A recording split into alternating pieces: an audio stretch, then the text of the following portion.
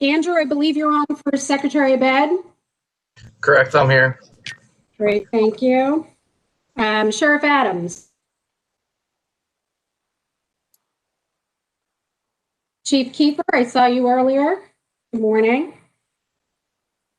Laurel Moody. Yes, good morning. I'm here. Good morning. Dave Engel, Director Engel. I'm here. Rachel Faulkner. Good morning, I'm here. Good morning. Jayshree, I saw you earlier. Good morning. Nice to see you. Dr. Hoover.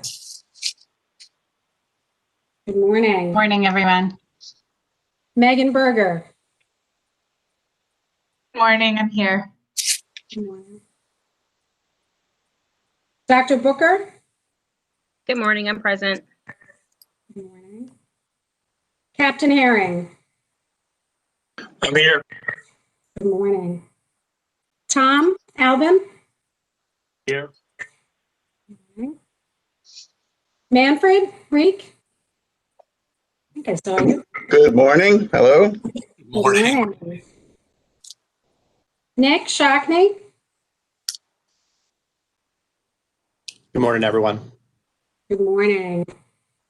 And Lee Oppenheim. Did I see you join?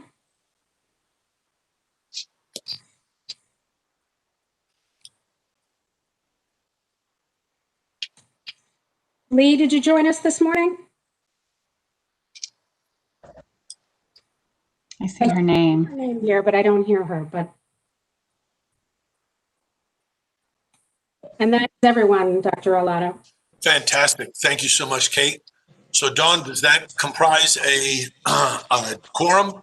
Yes, sir, we do have a quorum. Fantastic. 17 voting members today, so. Fantastic. Thank you very much. And again, glad everybody's has joined us. Are there, Kate sent the agenda out. You should have that before you. Are there any suggested additions or changes to the agenda?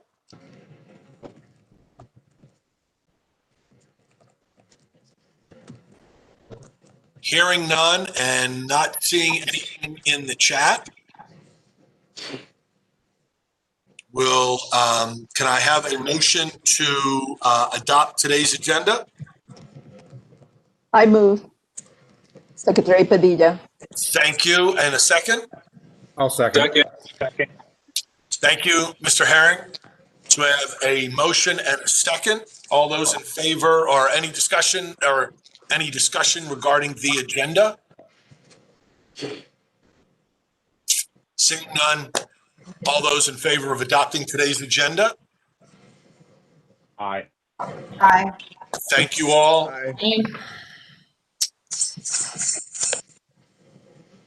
And so with that, we will, are there any dissent on the agenda? Just to be fair. Fantastic. Thank you. We've got an agenda to move forward with today. So with that, Kate, you've got some updates from the Maryland Center for School Safety. Yes, thank you. Good morning, everyone. It's nice to see you all. So before I get into any updates related to the center or the subcabinet, I would like to say thank you on behalf of the subcabinet and the Center for School Safety. So that 2020 has been I think the easy way to say it is just an incredibly challenging year for everyone, both professionally and personally, I'm sure. The subcabinet and the center really do appreciate the commitment of the advisory board to our schools and our students in Maryland, and we really do look forward to a continued partnership over the years to come. So for updates, the subcabinet met on November 9th, and during that meeting, they approved 14 local school system school safety grants. They also approved and finalized some reports, which are in the process of being made accessible so they can be posted on our website. So we should be able to share those shortly with all of you, and we will do that.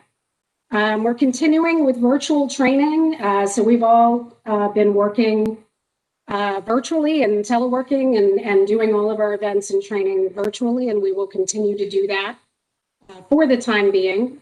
We have successfully trained quite a few school resource officers as well as school security employees The virtual training and getting it up and running, as we mentioned in the last meeting, was extremely challenging, but the team has done a fantastic job and gotten it getting to a point where we are able to train pretty regularly a large group of individuals, and we hope to continue that. So we're very excited about that. So those are the key updates for the center. And then if Jayshree is able to speak to the good work that the student focus group is doing, that would be fantastic. Yeah, of course. So good morning. For those of you who don't know, my name is Jayshree Srinivasan, and I'm the student representative on this body, representing the Maryland Association of Student Councils, and also the student lead for the Maryland Center for School Student Focus Group.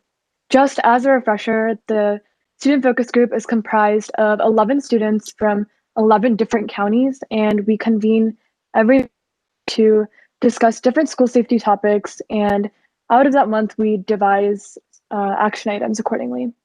So the meeting that we've had since the last time that the advisory board met was in November, and we ran through the website with Emily and also Jayan from the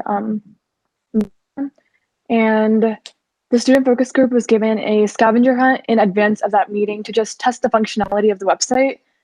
Both of them got good feedback, how easy it was to use from a student perspective.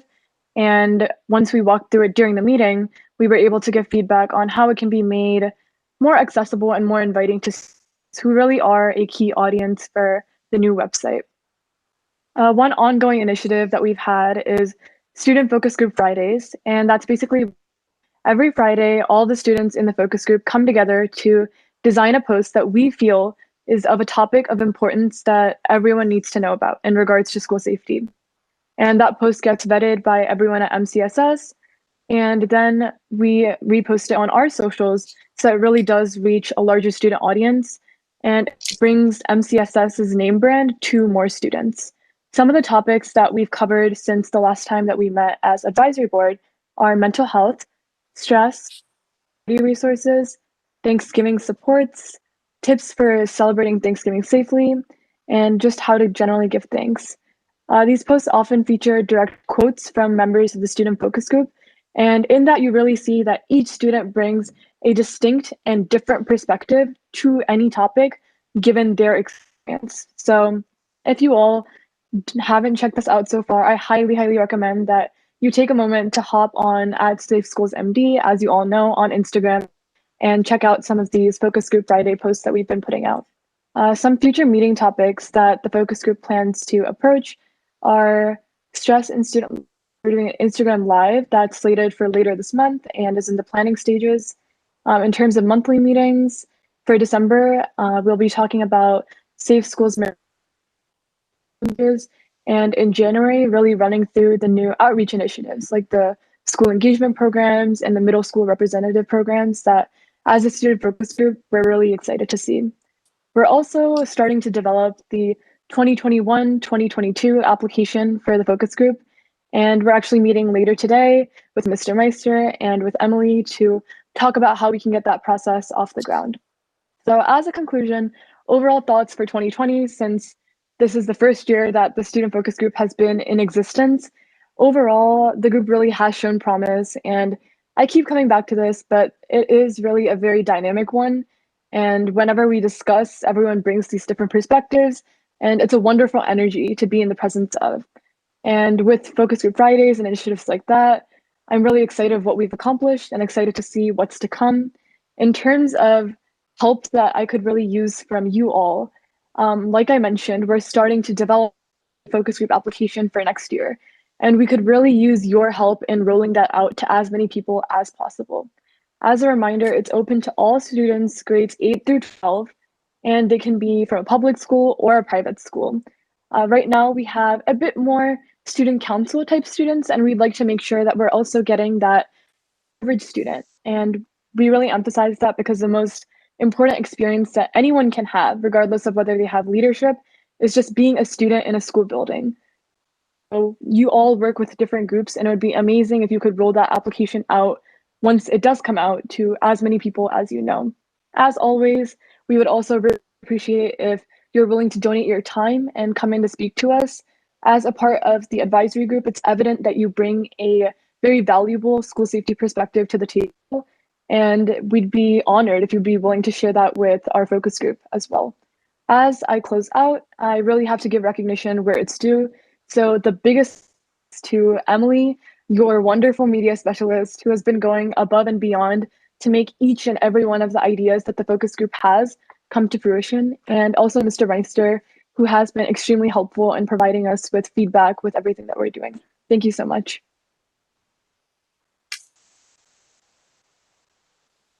Jayshree, thank you so much. That is some wonderful work. Thank you for your leadership, your continued leadership.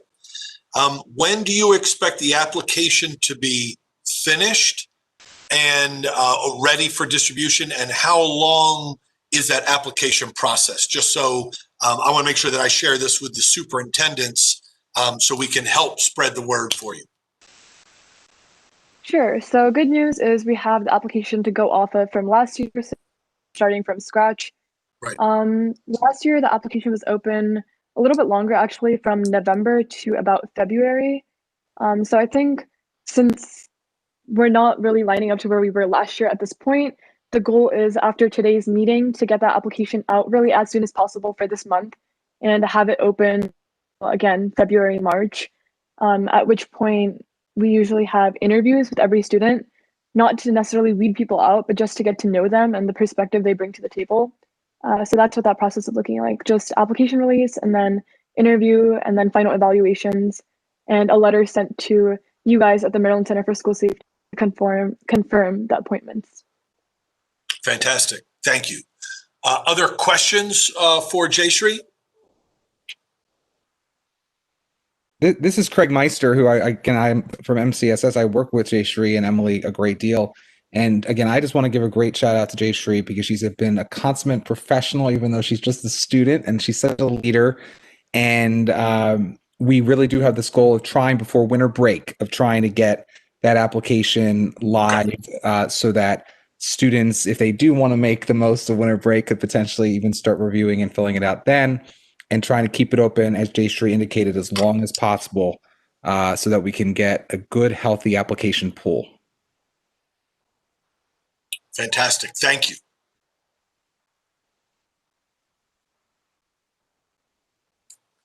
Jayshree, thank you so much. Wonderful.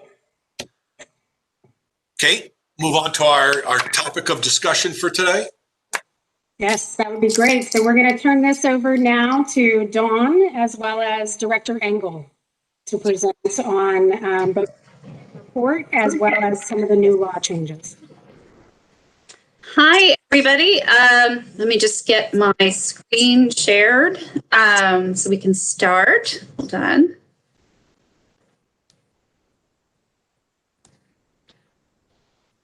While I'm doing that, I will let you know that this came out of legislative changes that went into effect on October 1st. But before we dive into the law and the discussion about our data here in Maryland, you were all asked to participate in a survey. So I want to go over the results of that survey with you. So can everybody see my screen? Yes. Okay, super.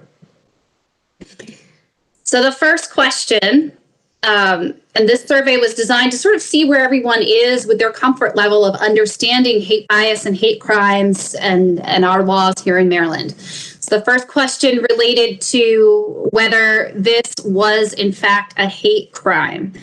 92% of you said yes, which is the correct answer, and 8% said no.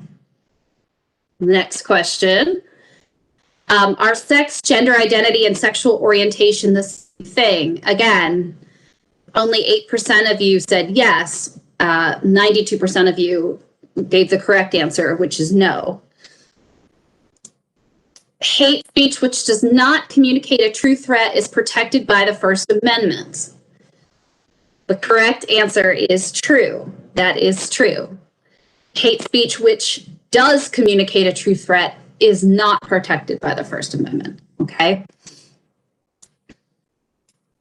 Does this photograph communicate a true threat? And it was a photograph actually from Instagram that was from the Mervo threat of mass violence case that happened last year. So that one you all got 100% correct. The taxi driver picks up the man from the police station, and he's Sikh, so he is in fact wearing a turban. The man questioned the driver about his turban. The man punched the driver repeatedly while pulling out the parts of the driver's beard. Is this a hate crime? And this was interesting. The most common answer was, I don't know. The correct answer is yes, it was. But we're going to talk more about that as we go along. Can a school discipline a student for hate speech or hate conduct which disrupts the educational environment without violating the First Amendment? And the correct answer is yes, they can. The First Amendment right of a student is different and distinct in the context of our K-12 public schools than it is for the general public. Students vandalize school property with hate speech, hate symbols. Is this a hate crime, a school disciplinary matter, or both? 92% of you said both, 8% said a hate crime. Mercifully, 0% of you said it's just kids being kids, although this scenario was taken from an actual case here in Maryland, and there were plenty in the community who felt upset that the children were charged with hate crimes and did, in fact, claim it was just kids being kids, or in that case, boys being boys. An Orthodox Jewish student wearing a yarmulke is walking with an African-American male and white female and is stabbed to death in an unprovoked attack by a white male who belongs to Alt-Right Nation and expresses hate bias in social media posts. Is this a hate crime or not? 69% of you said yes, it is a hate crime. 23% no, 8% not a hate crime. This also was taken from an actual case. At the time of the case, it was not a hate crime. The law was in fact updated and changed. And if it were to happen today, yes, it would be considered a hate crime and could be charged as such under Maryland state law.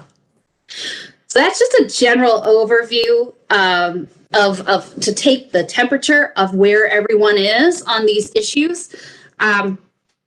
And this is something, regardless of anyone's background and professional training and knowledge, can be confusing and can be difficult to understand and require some specialized training.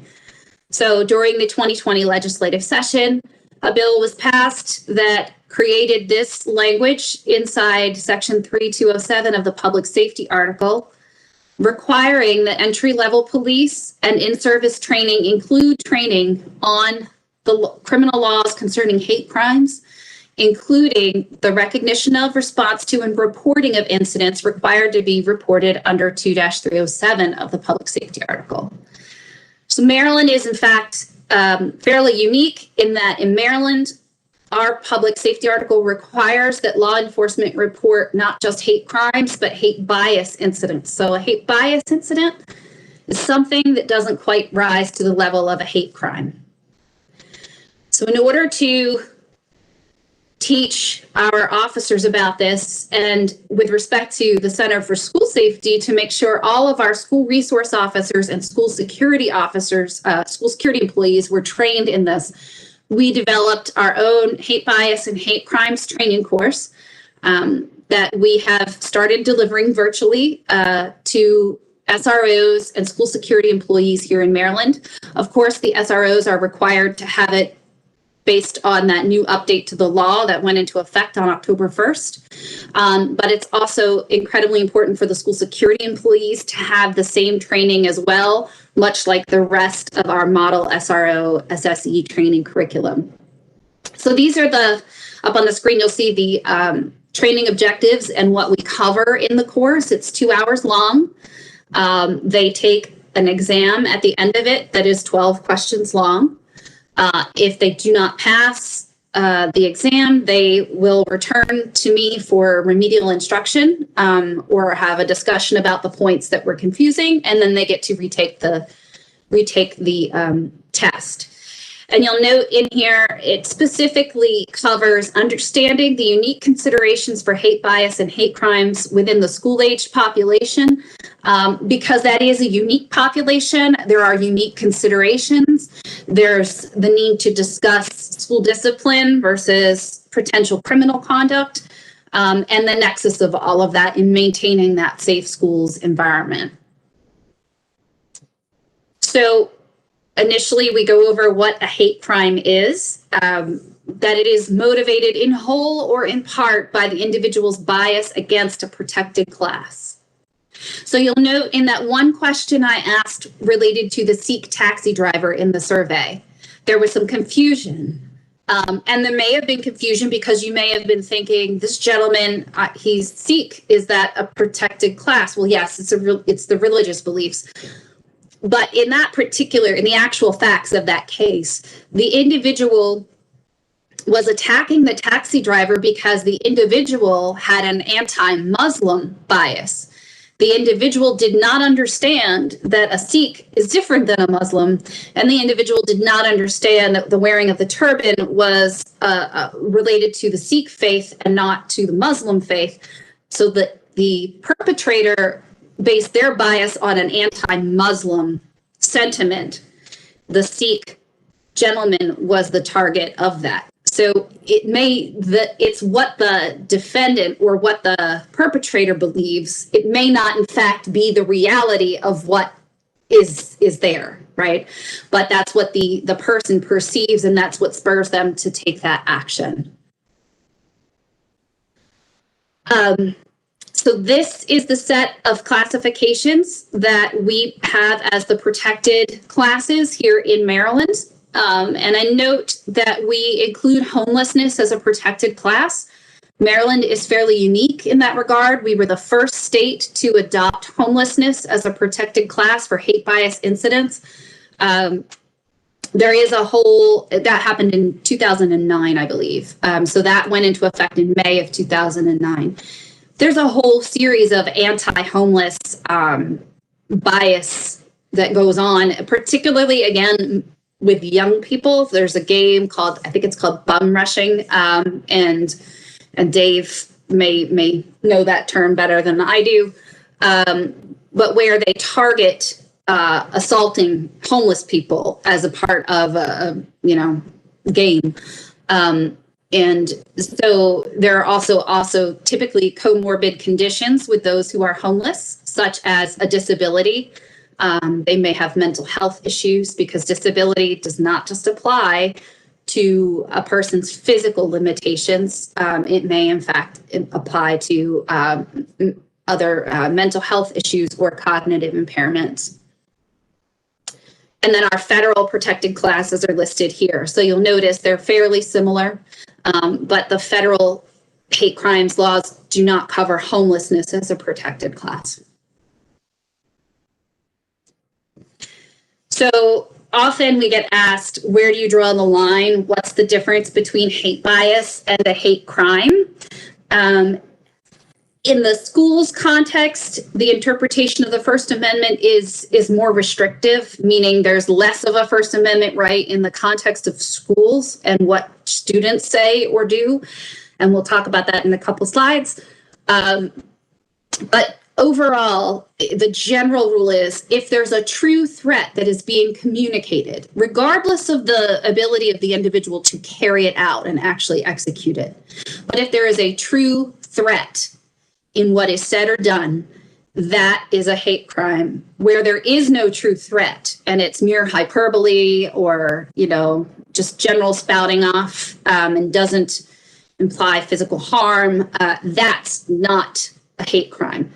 That may be evidence of hate bias. It may be evidence of the person's sentiment, but that is protected by the First Amendment.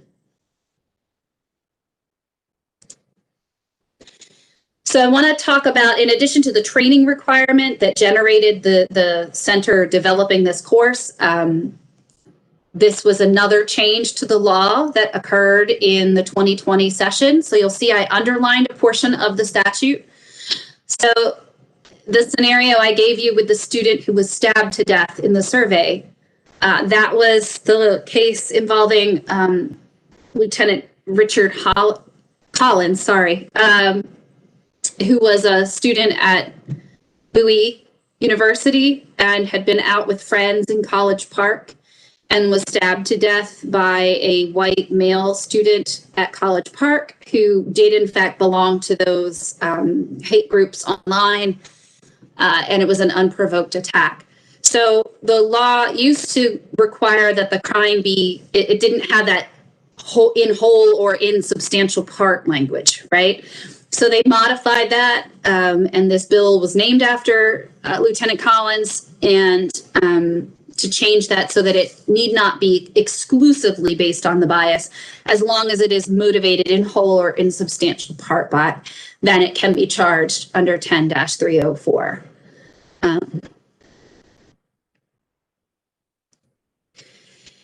10-305, this hasn't changed. This statute hasn't changed, but I'm raising it because it is the statute under which the students in the Glen Elk High School case were charged for the destruction of property there. And I raise it because it was challenged on appeal, the constitutionality of it, and so on and so forth. So this is the statute under which the vandalism case at Glen Elk was charged. These are photos of what happened at Glen Elk High School. For those of you who are not familiar with the case, this was a quote unquote senior prank. It was done about a week or so before graduation. And the students, the boys who did this, there was surveillance video that was taken on the school security cameras, and the SRO was able to quickly figure out who they were by some thoughtful investigative work, and so they were apprehended fairly quickly. The principal of Glen Elk High School was African American, so a lot of the graffiti was in fact aimed at him. Yeah, there's some more of it. That's Mr. Burton was the principal, and the remainder of the slide is not there, but so you get the flavor of what happened. And the Court of Special Appeals in Maryland upheld the statute. That opinion was just issued this April. And if anybody would like a copy of it, I can make sure it gets circulated to the group to see, what the court had to say. But there was no issue with the constitutionality of it. This is not a protected First Amendment freedom of expression issue, because you do not have a First Amendment right to vandalize the school. And then the enhanced sentence appropriate under the hate crime statute, because it did in fact include that bias motivation. Another change in the 2020 session was this law was added, 10305.1, and this relates to prohibiting the affixing of a symbol of hate. And noose or swastika is used as an example, but there may be other items which could in fact be considered a symbol of hate. So you can't put it on the real or personal property of someone else, whether publicly or privately owned, without express permission of the owner or occupant when you're doing it to threaten or intimidate the person or group of people, right? So if you want to do it on your own property, you're free to do that. You're free to affix whatever symbols of hate you would choose to your own property. You just cannot do it to other people's property in an effort to threaten or intimidate them. So now I'm going to turn it over to Dave Engel to talk about our reporting requirement here in Maryland, which, as I said, is unique. We sort of stand apart, and he can go over what it entails and the reasons for it and what we do here in Maryland. Hey, Don, quick question. This is Yes. Patrick.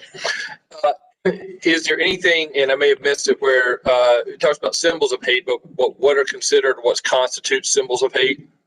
I mean, what specific ones? Obviously, there are obvious ones like swastikas and nooses, which are very clearly, but is there a listing of those?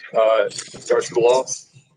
So the way that the statute's written uses including, where it means it, the way in statutory language here in Maryland, when we use that, it means it's not all inclusive. So it's using a new source swastika as an example. You're correct. There are many of them. They change over time. We get new ones added. So there's an actual book. It's called The Lexicon of Hate. And I got it at a conference that I attended on this topic, and it's astonishing the number of things or the different things that are used within particular hate groups. So it would be impossible to capture them all in a statute. So they were just putting in the things that are the big ticket items that people will recognize immediately, right? But it's going to be situation specific. And Dave can sort of talk about why that's important to then, even if you're not familiar with what a sign or a symbol is, to capture it for purposes of reporting to law enforcement. Okay, thank you very much. I appreciate that. I think that was one of the concerns. I think sometimes there are big situations where kids maybe have something that they may not be aware, or somebody they may not be aware that it is considered that. Obviously, there's intent that falls into place. So I'm just curious. Thank you. Sure, and we, Dave and I've talked to school administrators on this topic before, and what you're going to say or do with a child is very different than what you're going to do with an adult, right?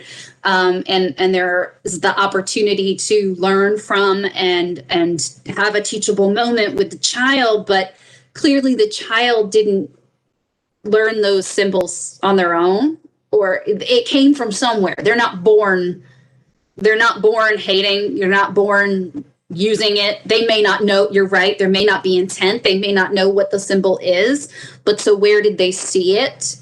And finding that out, and, it may not be from the parents, right? They may have been in a video game and have stumbled across it. So then more information should come out about that and finding a way to de-escalate that. Great. Mm-hmm. All right, great. Thanks, Dawn. And I do think Dawn brings up a good point on the law surrounding hate symbols. It is absolutely critical that our educators are informing their students about that, because a large majority of what we're seeing happening inside of academic institutions is exactly that. It's the swastika, it's things along those lines. So that is very, very important, and I'll touch on that a little bit more as we go. So in reference to hate bias reporting for Maryland, the Public Safety Article 2-307, as Dawn kind of explained, requires the Department of Maryland State Police to collect and analyze information specifically about the other aspects of the law, so race, color, religious beliefs, sexual orientation, gender, disability, national origin, and homelessness. That information is sent to the Maryland State Police Central Records Division, and then monthly it goes to the Maryland Commission on Civil Rights and also to the FBI for their UCR reporting. The information that goes to the FBI is specifically hate crime, because as Dawn indicated, our federal partners do not collect information on bias incidents, which does make Maryland unique. I can tell you that our partners at the Anti-Defamation League say that Maryland has one of the most aggressive reporting policies and proactive reporting policies anywhere in the country. So I'm going to go over a little bit of the 2019 report. The report is due down to the Maryland General Assembly October 1st of each year. When this reporting comes in, so you understand, departments submit it, but then they have the opportunity to go back and do basically it's UCR reporting, Uniform Crime Reporting, to review it, to make sure there's no corrections, deletions, or modifications before that's submitted to the federal government. So the Maryland State Police created a form that law enforcement uses. It's called a Form 11, or a hate bias supplemental report form. And there are 3 classifications on the report that is submitted by law enforcement. The first is verified. That means the incident was investigated and determined that it actually occurred. The second is inconclusive, and this is where a majority of the incidents that are reported to the Maryland State Police end up, because a lot of these are incidents that happen overnight, and law enforcement either has conflicting issues, or they have an incomplete investigation to determine that somebody was actually targeted based on bias. And then the third is unfounded, which is the least amount that we get reported. And we'll go through some of those numbers. We can go to the next slide real quick, Don. So this is a 10-year total numbers broken down by jurisdiction, and I think it's very good for not only our county school superintendents, our jurisdiction school superintendents, but also county executives, our Human Rights Commission leaders, and things along those lines to really look at how reporting goes. What I will tell you traditionally, and has continued to be, there are a couple jurisdictions that way out report everyone else, and I give them a lot of credit. The first is Montgomery County, Baltimore County, Anne Arundel County, and Howard County do a very good job on reporting incidents. They report a lot of incidents, and you have to remember, if we look at this traditionally based on population base, a large majority of the incidents that are occurring are in our more populated areas. So concerns for us are areas where, if we look at our colleagues in Talbot County, which is about 4/5 of the way down on this report, they have not reported a single hate bias incident in a decade. And we all know, especially in our schools and elsewhere, you can just see it just based on evidence elsewhere, that is a concern for us. So obviously that's outreach, it's educating our school executives, our students, and everything else on what to report and what not to report. So if you look at the last 3 years of trends, if you get down to the very bottom of the sheet where it says total numbers, in 2017 there were 398 incidents, 2018 375, and 2019 385. And I want to just kind of bring that into this year where we're at. Obviously COVID has really changed a lot of what we're seeing. So the interesting thing behind this, in 2018 and 2019, over a third of all incidents reported in Maryland happened in an academic institution, K through 12 or higher education.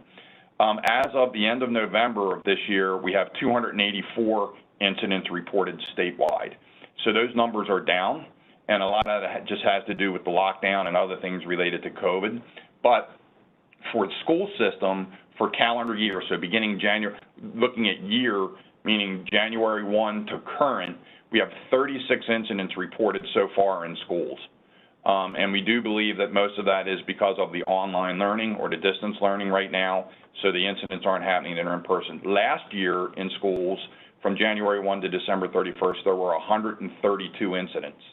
So I think part of this, as we move forward, and obviously expecting that there's going to be distance learning going through probably the remainder of the year, is for our executives to make sure that the bias incidents and the hate incidents aren't kind of moving on to that online platform and just not being reported. So it's very important that our educators are monitoring that type of behavior, and also that our students are aware of that as well. But that is very, very telling to me that going from over a third of incidents annually happening in our schools down that significant I think it's a very good metrics for us to be looking at moving forward when we discuss this. Next slide. So if you look at incident type, malicious destruction of property, verbal intimidation, and written intimidation really have consistently been, for the last decade, the three top types of reports. And again, this goes back to a lot of what we see in the schools, and what Dawn talked about the prank down at Glen Elk High School is a really good example of, if you look at some of what the students did there, and it's disgusting what they did, and I for one, I'm personally glad that they were prosecuted. But what you'll see is, and pardon my language here, you see the swastika, you see Mr. Burton as a nigger, you see a penis picture drawn. So they think they're being cute, but the reality behind it is they're still committing a crime associated with that. And that's a lot of what we're seeing with a lot of what's happening in schools. It's a broader thing with this, and I really think, again, educating our students, and I think some of the working groups that we've talked about on here, there's some benefit to that as well, for the students to educate themselves, to be candid with you, with some of our young leaders. But that is important. And again, these statistics that you're seeing here have not changed for the last 10 years. They have been very, very consistent of that. So I think that is a basis for us to work off of moving forward. Next slide. So if you look at verified reporting compared to all reports, again, if you look at our numbers, REA, race, ethnicity, ancestry, has consistently been the highest reported. African American or anti-Black bias is consistently going back, as long as we can look to this report, going back 20 years, has been overwhelmingly the majority of reporting that we've seen. For religion, anti-Jewish has consistently been the highest for that. So this, again, this has not changed at all. Even with the current political climate and other things that we've seen, these numbers are staying very, very consistent.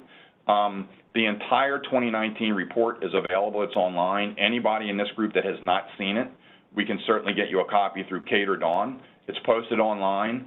We have it on our Maryland Coordination and Analysis website as well. The one thing on here that I will tell you is of interest is look at the sexual. If you look at the chart on the left and you look at REA, as I explained, anti-Black or African American, that is consistently stayed at the top annually, regardless of the total number of incidents reported. REA has always been the most reported. But look at sexual orientation in the last couple of years here. That's really kind of a growth area, and not in a good way, that we need to be cognizant of and focused on as well. But again, we'll gladly get you a copy of this report. If you need it right now in Maryland, again, of the 284 reported so far this year, back to what I said before, Baltimore County, Montgomery County, Anne Arundel County, Howard County have really been, and Hartford, Howard County as well, have really been leaders in their proactive reporting on these incidents. So I give a lot of credit to them, and I still think, honestly, through all of this, I think a lot of good work's being done, but there's still a lot of room to improve across the board on this. So I'll turn it back over to you, Dawn. Thanks.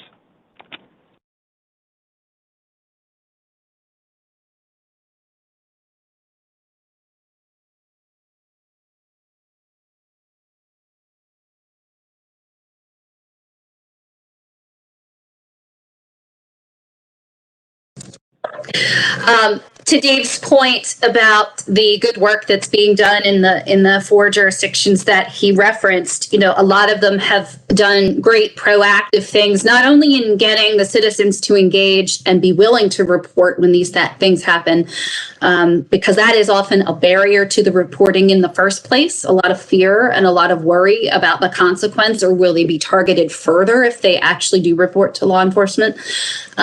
But those jurisdictions and various divisions within their law enforcement departments have developed programs for de-escalating within the community on these issues and topics, and really taking a whole community approach to getting folks to understand why this kind of conduct is so destructive to a community. But turning back to specifically schools, we have a unique set of considerations that we do focus on within the training program for the school resource officers and school security employees to discuss the context of hate bias and hate crimes and the First Amendment within schools and school discipline. So as you heard Dave mention, the schools often have higher numbers of reporting, and they aren't currently, because they're not in the school building. It doesn't mean that it's not happening or not happening via social media, texts, etc. But when you're not in a building and you don't have access to adults to report to on a regular basis, or you may not feel comfortable reporting or know what to do in this virtual environment, numbers will in fact go down. So a big sort of overview of the U.S. Supreme Court's views of the First Amendment standards for student speech. We have 3 different tests that typically get applied. Some of these are very old and they've been around for forever, but they are continually cited and built upon as the court reaches new decisions, and the different jurisdictions across the country handle First Amendment challenges related to the applicability of school discipline to school speech. So we have the Fraser standard, the Hazelwood standard, and the Tinker standard. Tinker being the one that gets applied most often because it covers everything else other than vulgar, lewd, obscene. Like the George Carlin kid is the Fraser kid, you know, the 7 words or whatever that you can't say. School-sponsored speech covers things like journalism class or the drama production. If they're doing something controversial, can the school censor some of the content in the play in order to make it less offensive without violating the First Amendment? And then Tinker applies to everything else and looks at the disruptive nature of what occurs in determining whether or not school discipline can be imposed. With respect to investigating the bias and hate crimes, it's incredibly important to write down all the facts and really get at the facts. As Dave mentioned, with the gender, sexual orientation, gender nonconforming as a rising sort of category of hate crimes here in Maryland, that is something I was mindful of in developing the content for what's taught in the course. So I spend a great deal of time going over in detail the difference between sexual orientation, gender identity, and gender nonconforming, because there are different things, but that's often a very confusing or misunderstood. And that's something that I felt like needed additional explanation. So here are some of the types of things that folks who are investigating hate bias or hate crimes incidents should be taking a look at and documenting on that Form 11 that Dave referenced that goes up to the state police. And I note that in the bottom one where it talks about the victim was visiting a neighborhood where previous hate crimes were committed against other members, that there was a case in Montgomery County where the officer was aware and had a lot of training on hate bias and hate crimes. And as noted, they've done a lot to go above and beyond in terms of over-reporting incidents and making sure they're documenting everything. But after there were some tire slashing incidents going on where the victims were Hispanic, the officer then decided to go door to door in the neighborhood and figure out how many other people had that happen, but who had not reported it. And then they found out that, in fact, they were only the homes that had Hispanic residents had been targeted in the neighborhood for that conduct. So then they were able to add an extra charge and charge as a hate crime for the incident. So the details matter. It's important because it allows the officers and community leaders to determine whether there's a pattern over time. So what can be done to help facilitate better community intervention before things occur. In the school setting, that's incredibly important, right? If something is festering, whether it's hate bias motivated or whether it's, classic bullying of one kind or another, the best case scenario is to be able to get to it and figure out how to help de-escalate it early on before it blows out of control, before you have, students who are, sick to their stomachs and don't want to come to school because they feel like they're being targeted, et cetera. So the goal, whether you're talking about the community as a whole or the school community, is the same. I also include some resources that the school resource officers and school security employees can use and share with their students, with their school communities. Some of these are toolkits that the ADL puts out related to having conversations with your kids about tough topics. And these are really great resources. I've reviewed them all. I think they're incredibly timely. And something that would be a great aid for any parent. I certainly appreciate them.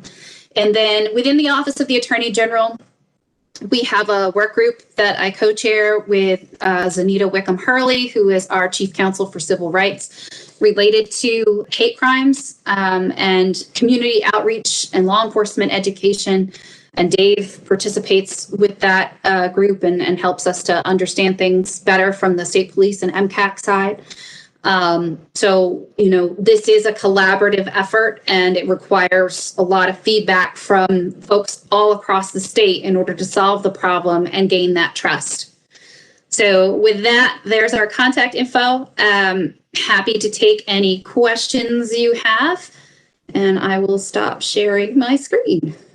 Hey, Dawn, it's Dave. I just wanted to add one last thing as a closing comment here. I think it's very, very important for this group and for our state or our school superintendents and our county school superintendents really to be looking at the verbal intimidation, the online verbal intimidation right now, and really making sure that your staff understands and is providing an appropriate platform for a child that feels this is happening to them online, bullying or whatever, to report it.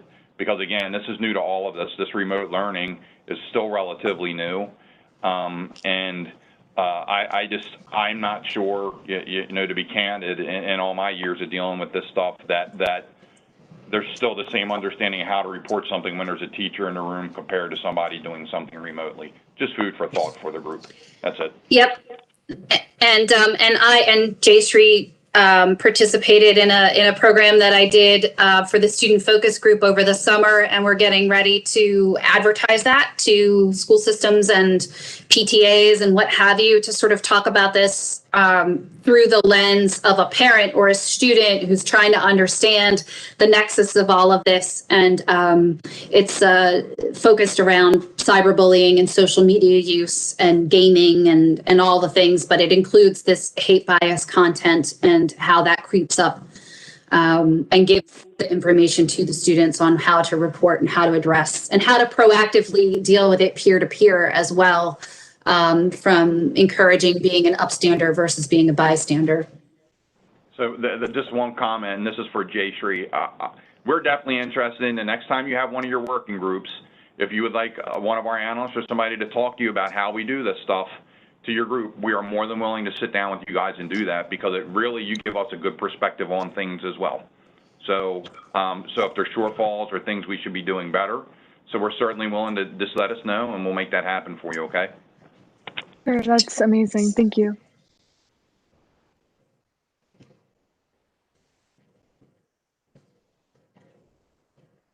Thank you, Dawn. Thank you, Dave. Really a tremendous amount of information, and certainly the community is appreciated, so that we can all see it front and center. It's really very important that it remains front and center for us. I think, Dave, you asked a really good question about this new online environment.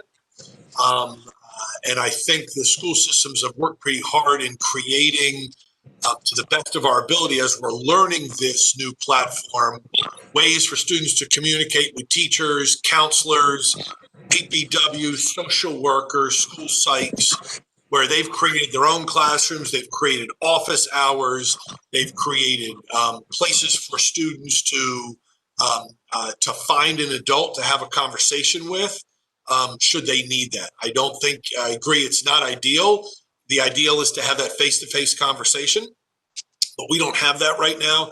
So I think the school systems, and certainly we are in Anne Arundel County, working really hard to support the students, that social emotional growth, and in particular in this area where if there's somebody they feel like they need to talk to, we're trying to give them the place to talk to that adult.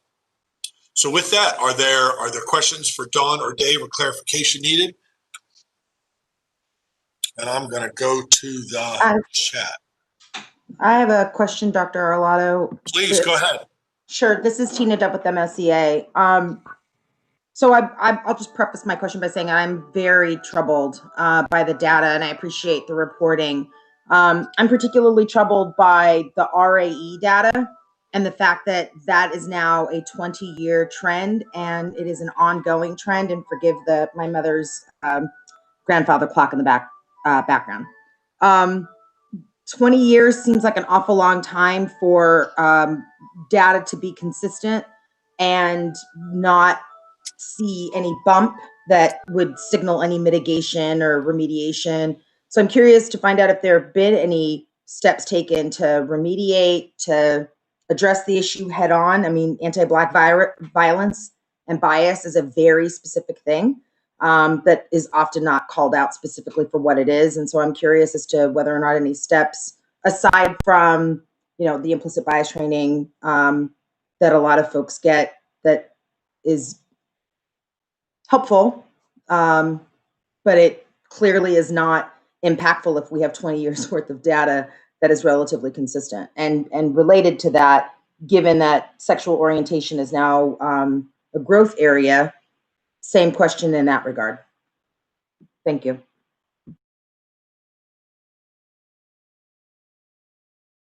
So I can kind of touch on that. It is disturbing. You're absolutely right.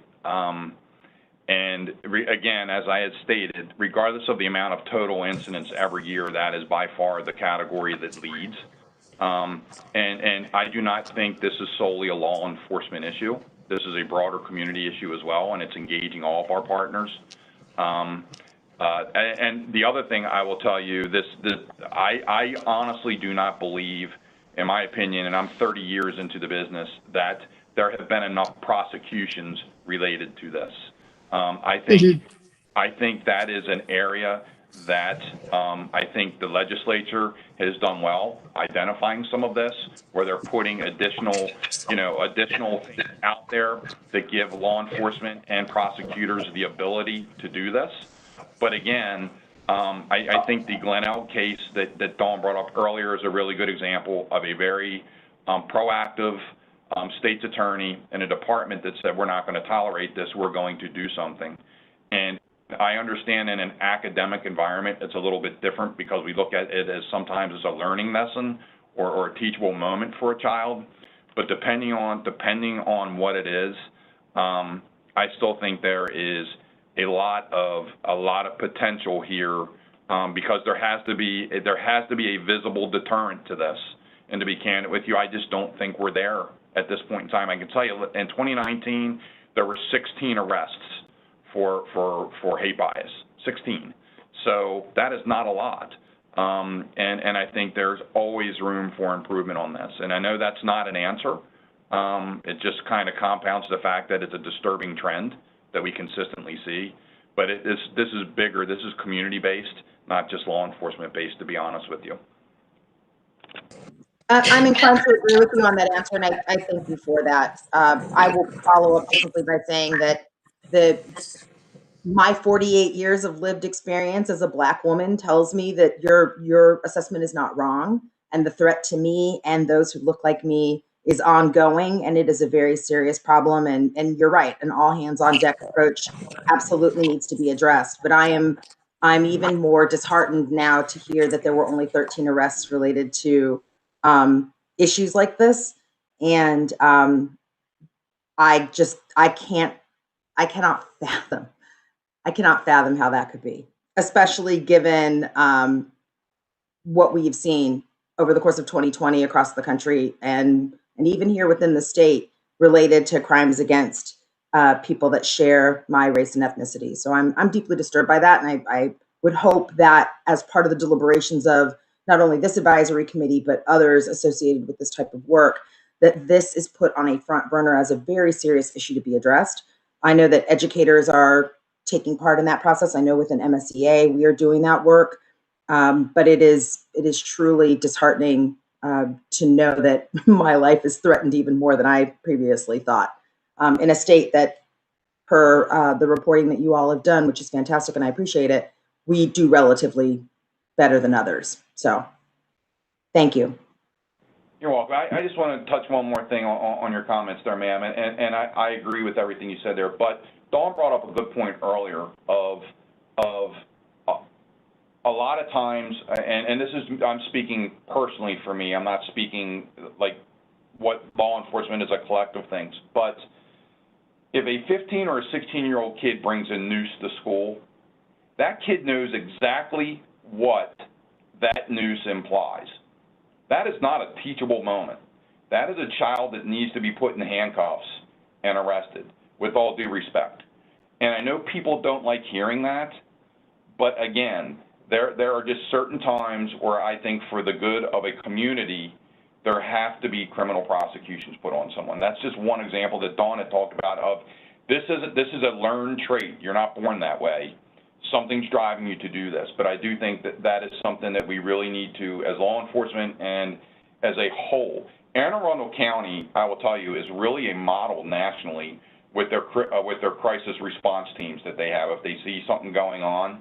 And I give Dr. Alato and Anne Arundel County Police in that county a lot of credit for what they do. And I will tell you, those in other jurisdictions, you may want to look at that model with the early intervention, the education, and things along those lines. And I know a lot of that's being done, but I think that's important as well.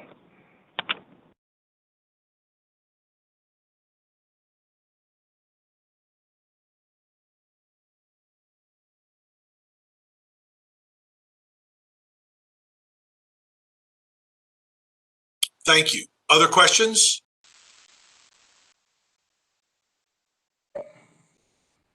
Dr. Arlato, this is Kate. I would just like to ask the group if there are any recommendations that you all can make to the center, to the sub-cabinet on things, in addition to us just continuing to provide this training, are there other resources we can give the public school, the non-public special education facilities, the private schools out there?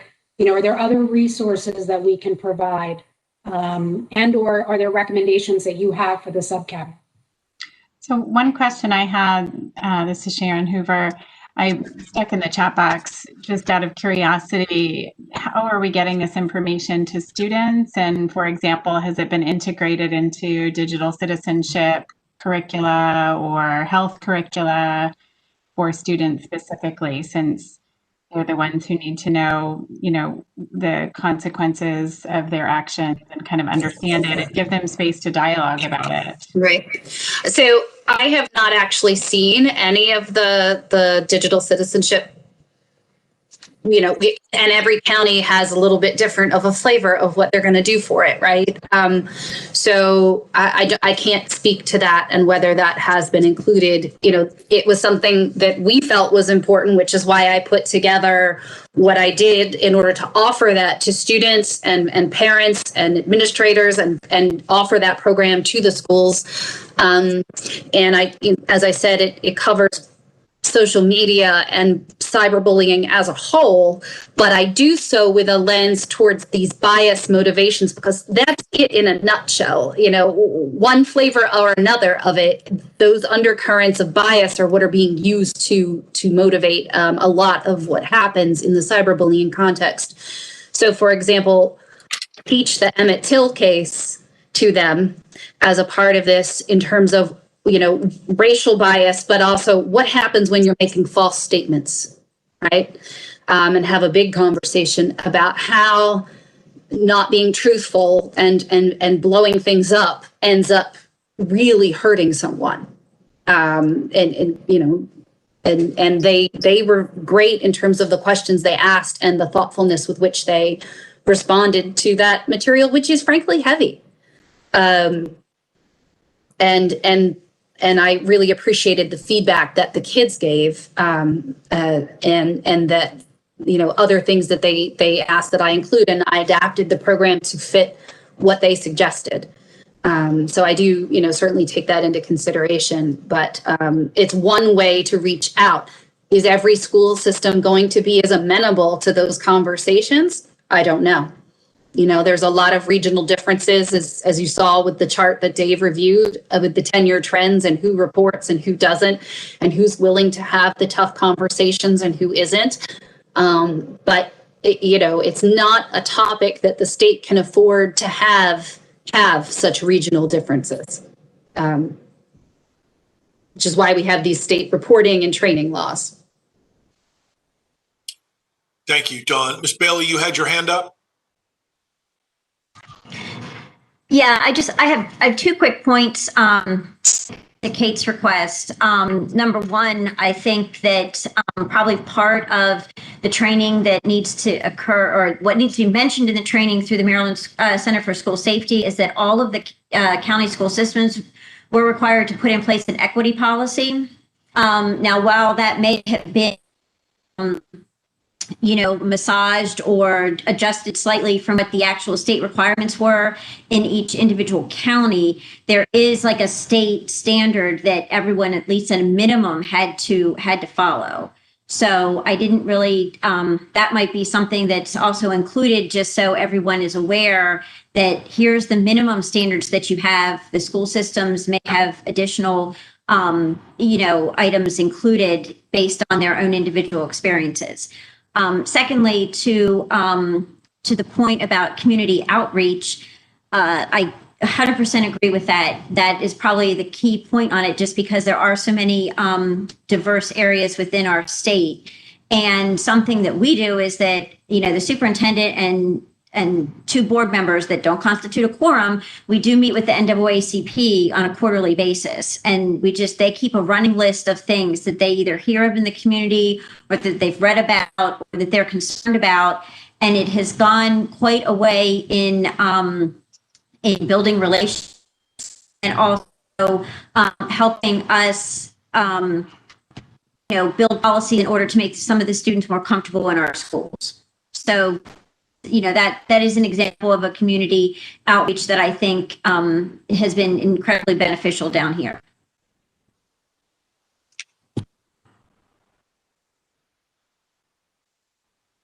Thank you.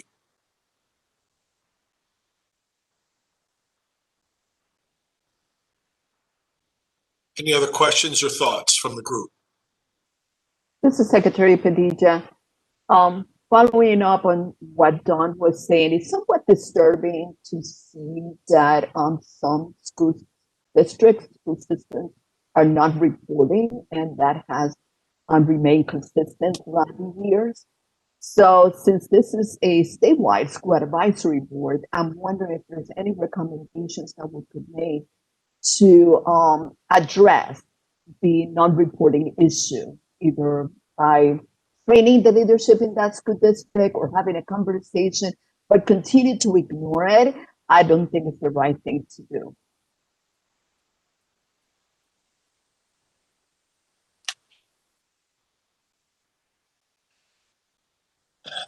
Thank you. I would say that I know that was definitely very helpful when we did that with Howard County Public Schools. And Dave and I did do that with their principals and assistant principals. And that's certainly something that we can do for any school system, for the administrative teams in any school system, so that they understand the background and the foundation and the basis for the reporting and why it matters so much.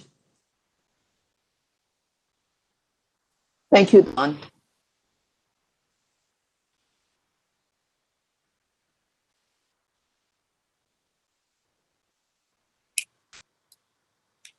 Thank you. Again, Dawn and Dave, thank you so much. Lots of good information and will help us with our conversations moving forward. Kate, is there anything else on this topic for the group? If there are no additional recommendations or questions, we should be good. Very good. Thank you so much. Next on our agenda, we have the meeting dates for the upcoming year, beginning with January 2021. They were part of your agenda. Are there any questions or concerns regarding the proposed dates for our meetings?